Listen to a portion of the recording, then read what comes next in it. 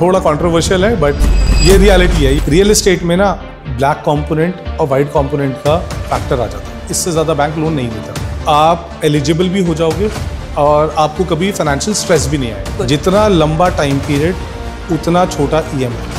अभी हमने financial planning की जो बात करी, सो उसमें एक बहुत बड़ा एलिमेंट आता है आपका लोन का। जी। सो लोन का एलिजिबिलिटी क्राइटेरिया क्या रहता है? ओके, लोन पहले तो मैं बोलूंगा सबसे ब्यूटीफुल चीज़ है रियल एस्टेट के अंदर लेने के लिए, लेना ही चाहिए। बहुत सारे लोग ना डरते हैं लोन लेने से, जो कि होना नहीं चाहिए।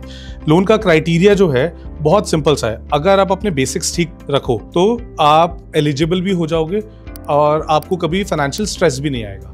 क्या बेसिक वो है आपका? पहली बात तो सिबिल स्कोर जो है वो अच्छा रखने की कोशिश करो।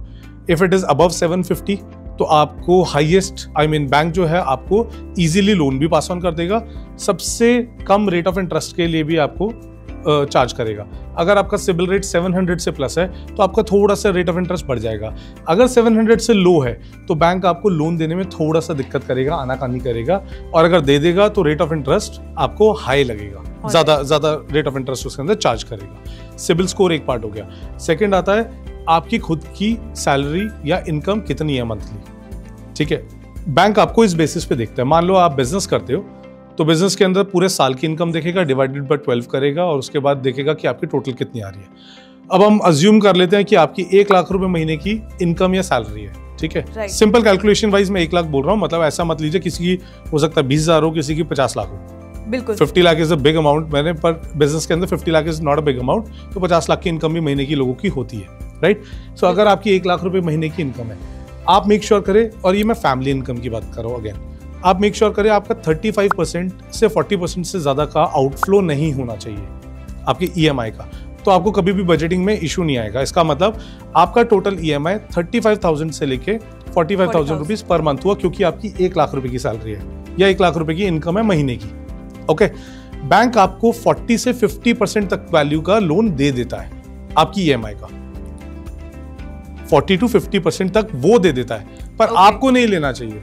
आपको 35 से 40% क्रॉस नहीं करना चाहिए। So, हमें 35 to 40% क्रॉस नहीं करना, बट बैंक जो है वो उससे ज्यादा लोन दे सकता है। वो 50% तक चला जाता है, उसका मैक्सिमम है कि मैं 50% तक चले जाऊंगा of your paying capacity. Right, ठीक है जी। तो ये पार्ट हो गया एलिजिबिलिटी वाइज। अब आता है कि डिपेंड करता है आप लोन कौन से पर्पस के लिए ले रहे हैं। अगर तो आप ले रहे हो रेजिडेंशियल के लिए, हिंदुस्तान में आरबीआई हो या गवर्नमेंट हो, सबसे ज्यादा सपोर्ट वो हाउसेस को करता है कि पहले आपके पास आपका मकान होना चाहिए, उसमें आप रह सको, बाद में बाकी सारे काम है। तो उसके लिए आपको टेन्योर भी सबसे लंबा मिलता है, रेट ऑफ इंटरेस्ट भी सबसे कम लगता है, और परसेंटेज वाइज भी ज्यादा मिल जाता है। इसका क्या मतलब है? मान लीजिए आपने 1 करोड़ रुपए का घर लिया, तो बैंक आपको अप टू 80% तक भी आपको फाइनेंस कर देगा लोन लेने के लिए, ईएमआई के लिए। मतलब 80 लाख तक का आपको लोन मिल गया। नाउ आपकी वो 40% या 50% के एलिजिबिलिटी के अंडर आना चाहिए कि आप उसे पे कर सकते हैं, उसका ईएमआई का कैलकुलेशन। रेट ऑफ इंटरेस्ट भी अगर आज की बात करें तो 8.5% के आसपास चल रहा है, जो कि मैं अज्यूम कर रहा हूँ। यूएस ने 0.25% पहले एक बार कम किया, फिर 0.25% एक बार कम किया, तो हमारे इंडिया में भी 50 पैसे का भी रिडक्शन आना चाहिए आने वाले कुछ 6-8 महीने के अंदर, तो आना ही चाहिए। This is what I am assuming. लेकिन आरबीआई जो है वो इन्फ्लेशन को देखते हुए उसको मानेगा, बट आप ये समझे 8.5% के आसपास का रेट ऑफ इंटरेस्ट है आज की डेट में। यही अगर आप कमर्शियल की बात करते हैं, कमर्शियल में आपको लोन मिलेगा हार्डली 60% तक का, मतलब 1 करोड़ की प्रॉपर्टी है आपको 60 लाख तक का लोन मिलेगा। इंडस्ट्रियल में जाएंगे तो आपको 50 लाख से 60 लाख का लोन मिलेगा।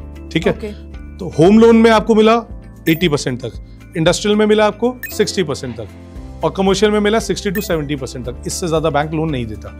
नेक्स्ट आता है रेट ऑफ इंटरेस्ट। सबसे कम रेट ऑफ इंटरेस्ट रेजिडेंशियल में 8.5%, कमर्शियल में थोड़ा सा ज्यादा, मतलब आप समझिए 25 पैसा या 50 पैसा के आसपास इससे प्लस हो जाता है, और इंडस्ट्रियल में भी आपको इस तरीके का मिल जाता है।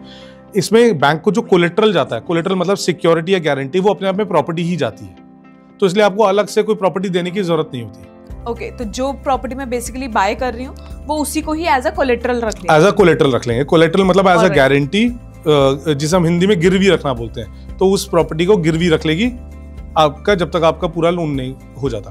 टेन्योर की बात करते हैं अगर हम, कि कितना लंबा टाइम, रेजिडेंशियल को लेके आप ये मानिए अप टू 40 ईयर्स तक बैंक दे देता है, मैक्सिमम 40 ईयर्स तक दे देता है। यही अगर मैं कमर्शियल की बात करता हूँ तो मैक्सिमम 20 ईयर्स तक आपको लोन मिलेगा। ओके, ठीक है। ये डिफरेंस ऐसा क्यों?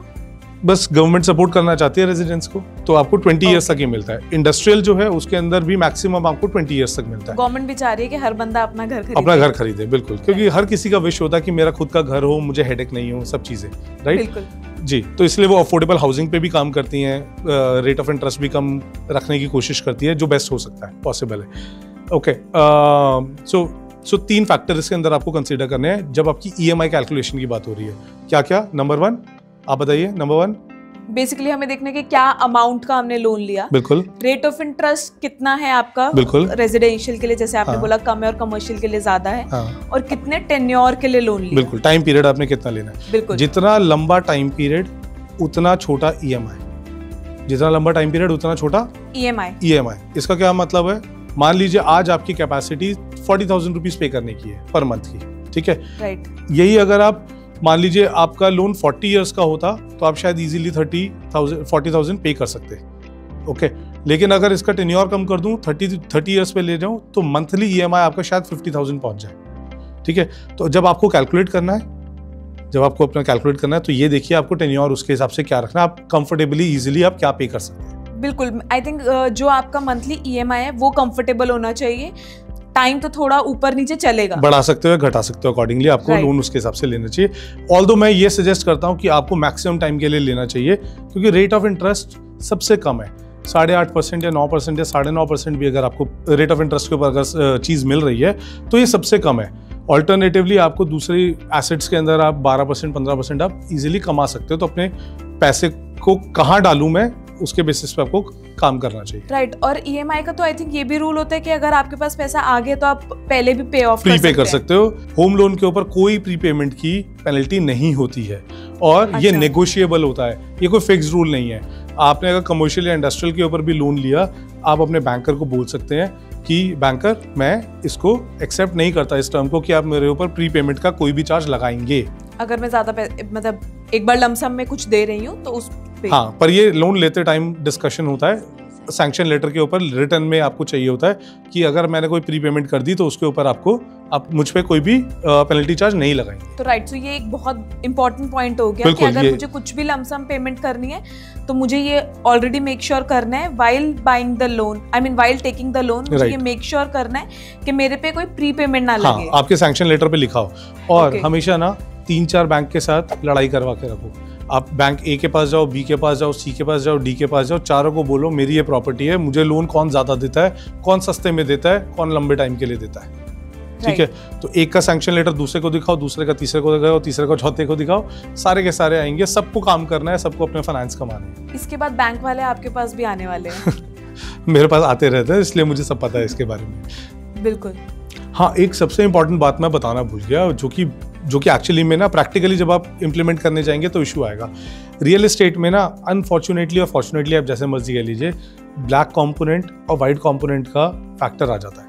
सो ब्लैक मनी और वाइट मनी दोनों आ जाती है। आप देखेंगे कोई भी आप रियल एस्टेट खरीदने गए हैं, वहां का जो मार्केट रेट होगा वर्सेस जो गवर्नमेंट का रेट होगा, गवर्नमेंट रेट को हम सर्कल रेट भी कहते हैं, ओके। सर्कल रेट जो होगा वो डिफरेंस होगा, उसके अंदर हमेशा डिफरेंस मिलेगा। मान लीजिए आप किसी जगह पे गए जहां का सर्कल रेट 1 लाख रुपए गज का है, गज मतलब स्क्वायर यार्ड का है, हो सकता है कि वहां का मार्केट रेट 5 लाख रुपए गज का हो, तो आपको कच्चे में या कैश में वो पैसा सरकार जो जिससे आप बाय कर रहे हैं उसको कच्चे में पैसा देना पड़ जाएगा। ये प्रथा चलती आ रही है, ऐसा प्रॉब्लम होता है, ओके। आप कहोगे भी ना कि मेरे पास वाइट का पैसा है सारा, तो भी वो शायद नहीं लेगा, ये प्रॉब्लम है, राइट। तो इस केस में लोन आपको किस अमाउंट पे मिलेगा? लोन आपको सिर्फ और सिर्फ उस अमाउंट पे मिलेगा जो आपका वाइट का अमाउंट है। वाइट का अमाउंट मतलब जो मैंने 1 लाख रुपए की बात करी है, जो सर्कल रेट है। सर्कल रेट नहीं है, जितने भी आपने अग्री किया। जनरली लोग सर्कल रेट पे अग्री करते हैं। अब मान लीजिए सर्कल रेट 1 लाख रुपए का है, मार्केट रेट 5 लाख रुपए का है, हमारी डील 5 लाख की हो रही है, ठीक है, लेकिन मैंने वाइट में आपको सिर्फ 2 लाख रुपए गज के हिसाब से पैसे दिए, ठीक है। तो बैंक जो अग्रीमेंट हुआ उस 2 लाख के बेसिस पे आपको उसका 80% या 70% उसी का लोन देगा, ठीक है। तो सर्कल रेट का क्या ये भी मतलब होता है कि आपको उस रेट से उसी रेट पे ही बाय करना चाहिए या उससे वेरिएशन रहता है? नहीं, वो हमेशा वेरिएशन रहेगा, हमेशा रहेगा। मार्केट सर्कल रेट से हमेशा मार्केट महंगी होती है, ओके। और ऐसा नहीं है कि गवर्नमेंट को ये पता नहीं है, गवर्नमेंट को भी पता है ये सारी चीजें। तो थोड़ा कंट्रोवर्शियल है, बट ये रियलिटी है, ये जो रियलिटी हम आपस में रियलिटी डिस्कस कर रहे हैं। Okay definitely. और ये जब आप 2 लाख रुपए का करेंगे या 1 लाख रुपए सर्कल रेट पे कराएंगे तो आपको स्टैम्प ड्यूटी जो है उसी के ऊपर देनी होगी। आपको 5 लाख के हिसाब से स्टैम्प ड्यूटी नहीं देनी, आपको 1 लाख या 2 लाख रुपए जितने का आपने अग्रीमेंट किया आपस में, हाँ अग्री किया, उसके बेसिस के ऊपर आपको स्टैम्प ड्यूटी देनी पड़ेगी। 6%, 7%, 8% स्टेट टू स्टेट अलग अलग मैटर करती है। सो हर स्टेट की स्टैम्प ड्यूटी आपकी सेम होती है ऑल ओवर इंडिया या वेरी करती है? नहीं, क्योंकि स्टैम्प ड्यूटी जो है वो स्टेट का रेवेन्यू है, तो हर स्टेट अपना डिसाइड करता है कि मुझे कितनी स्टैम्प ड्यूटी अपनी प्रॉपर्टी के ऊपर लेनी है। ओके, जैसे दिल्ली के अंदर पहले से चलता आ रहा है, दिल्ली के अंदर विमेन को प्रमोट करने के लिए वो लोग कहते हैं कि हम 1% या 2% का रिबेट दे देंगे। मतलब अगर मान लो दिल्ली में 6% अगर कोई आदमी खरीदेगा प्रॉपर्टी को, उसे 6% ड्यूटी देनी होगी। ये अगर कोई फीमेल खरीदेगी तो उसे शायद 4% या 5% देनी होगी, दोनों में से कोई एक ऐसा परसेंटेज है।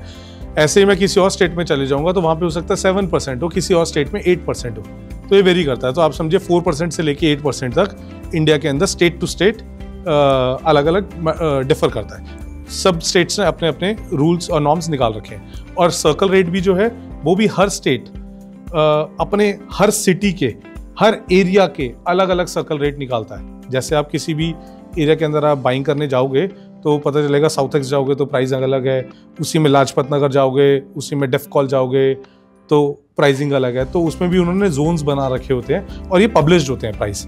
आप ऑनलाइन जाके देख सकते हो कि कौन से एरिया का क्या प्राइसिंग है, वरना वहाँ का लोकल ब्रोकर आप जिसके साथ काम कर रहे हैं वो आपको गाइड कर देगा कि एग्जैक्टली उसका वहाँ का सर्कल रेट कितना है।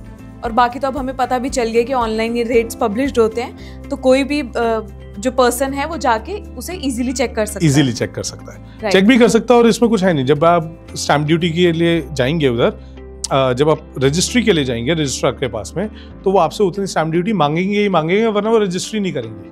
या डेफिनेटली। इसमें मैं ये कहना चाहूंगी कि जो आपने बोला ये विमेन को रिबेट मिलता है, so it's a great initiative by government.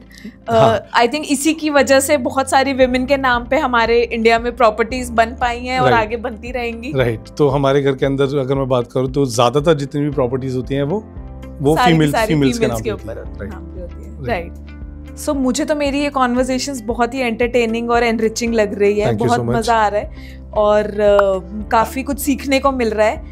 तो I think I wish to continue these sessions. We will आपके जितने भी क्वेश्चंस हैं, आई थिंक व्यूअर्स अगर आपको भी कोई भी क्वेश्चन आ रहा है तो आप प्लीज़ कमेंट करें, सो दैट हम अपने आने वाली वीडियोस के अंदर उसको कवर करने की ज़रूर कोशिश करें। रियल एस्टेट से रिलेटेड हमें कहाँ इन्वेस्टमेंट करनी चाहिए, कौन से एरियाज अपकमिंग अच्छे हैं, आपको अगर और भी किसी तरीके का कोई भी डाउट हो तो प्लीज़ कमेंट करें, will try to cover it best. Thank you so much.